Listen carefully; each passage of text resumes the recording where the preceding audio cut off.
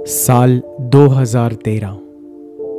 जब एक 15 साल का बच्चा अपने हॉस्टल से गर्मियों की छुट्टियों के लिए 2 महीने के लिए अपने घर आता है।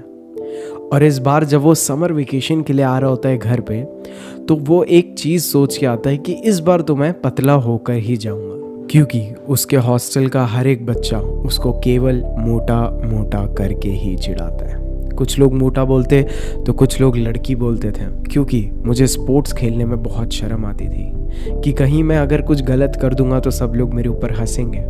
इस डर की वजह से जब मैं कोई स्पोर्ट नहीं खेलता था तो सब मुझे लड़की लड़की बोलते थे।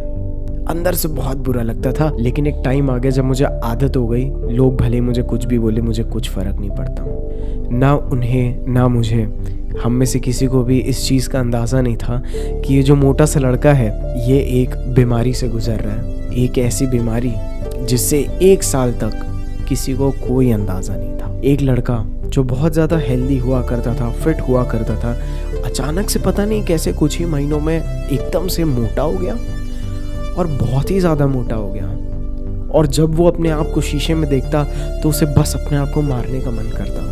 और एक दिन जब वो लड़का पूरी तरह से डिप्रेस हो गया तो उसने सोचा कि अब जब मैं गर्मियों की छुट्टियों में घर जाऊंगा तो पक्का पतला होके आऊँगा। लेकिन जब वो गर्मियों की छुट्टियों में घर जाता है तो उसे पता चलता है कि बात कुछ और है।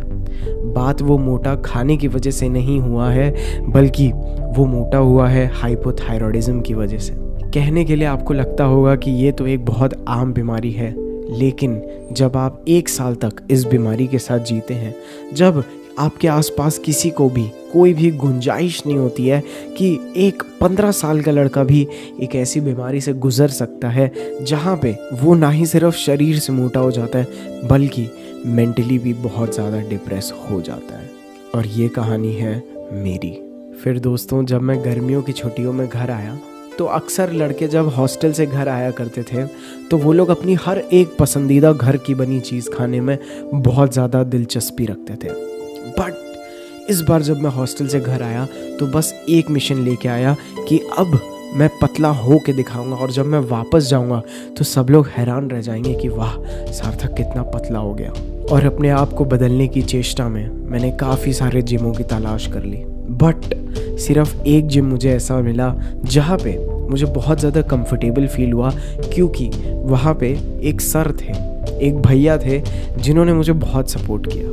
और पहली बार जब मैं जिम गया था तो मैं बस कार्डियो करने के लिए गया था कि यार मैं तो बस थोड़ा पतला हो जाऊंगा और बस, और कुछ नहीं चाहिए मुझे, ताकि मैं एटलीस्ट थोड़ा फिट लगूं। बट मेरे सितारों ने कुछ और ही चाहा। एक दिन अचानक से मेरे टीचर ने मुझे बोला कि यार तुम क्या हमेशा कार्डियो करते रहते हो लड़कियों की तरह, आओ कभी वेट लिफ्टिंग करके दिखाओ।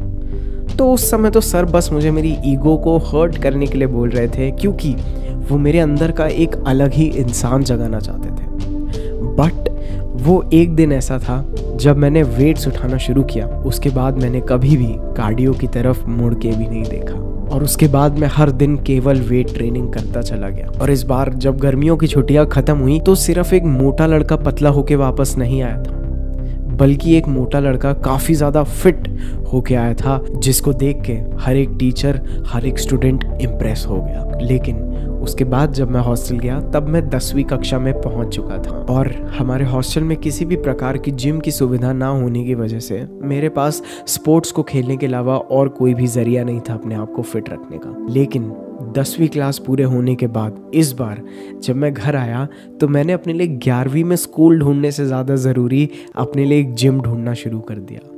और जाने अनजाने में पता नहीं ऊपर वाले का क्या प्लान था, उसने मुझे वापस उसी जिम में भेज दिया जहाँ से मैंने शुरुआत की थी।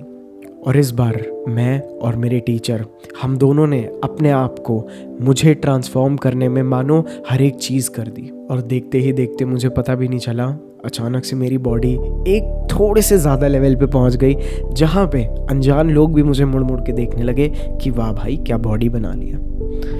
बट जब मुझे ऐसे बहुत सारे कॉम्प्लीमेंट्स मिलने लगे, क्या बॉडी है क्या बॉडी है, तो मैं काफ़ी सेटल हो गया था, एकदम नॉर्मल हो गया था। मतलब जाता था, रेगुलर वर्कआउट करके आ जाता था।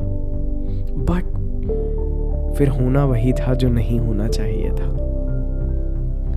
मुझे आ गई पसंद एक लड़की। बहुत टाइम तक मैंने उस लड़की को केवल दूर से देखा। मुझे लगता था कि आज नहीं तो कल मैं इसे ज़रूर अपनी गर्लफ्रेंड बना लूँगा। कभी भी हिम्मत नहीं हुई उससे बात करने की, बट दूर से ही देख देख के मैंने अपने मन में उसके लिए काफ़ी ज़्यादा फीलिंग्स जगा ली। आखिरकार एक दिन आया जब मैंने अपनी पूरी हिम्मत जुटा के जा करके उस लड़की से बात की, बट उस समय तो उस लड़की ने मुझसे बहुत अच्छे से बात की, मुझे सोशल मीडिया पे भी ऐड किया। लेकिन एक टाइम ऐसा आ गया जब उसने मुझे हर जगह से कम्प्लीटली ब्लॉक कर दिया। मैंने हर एक कोशिश की कि मैं एक बार तो उससे गलती से फिर से बात कर सकूं, बट ऐसा कुछ भी मुमकिन नहीं हुआ। और अपने इस दिल टूटने का दर्द मैंने अपने टीचर को बताया तो उन्होंने मेरे अंदर एक आग लगा दी।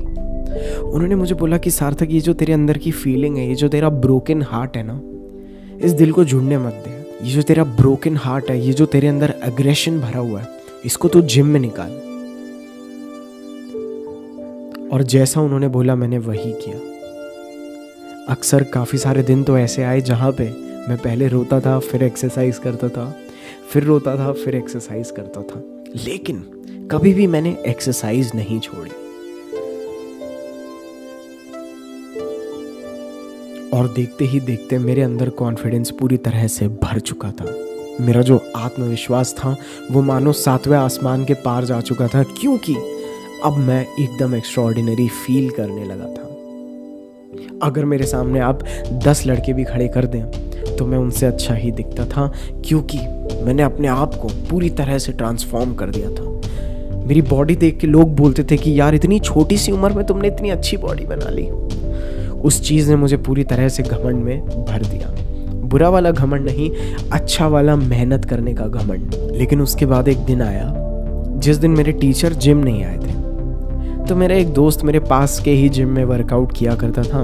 उसने बोला, सार्थक, आज तेरे सर नहीं आए तो तू एक बार मेरे जिम में तो आके देख।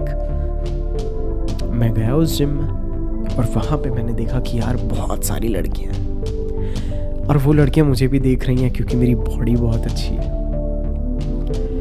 तो मुझे पता नहीं मेरे दिमाग में ऐसी क्या पागलपन था। मैं खैर चलो, हम लोग अपनी मिस्टेक से ही सीखते हैं। तो मैंने अपने टीचर को भी छोड़ दिया और अपने उस जिम को भी छोड़ दिया, और फिर मैं उस मोह माया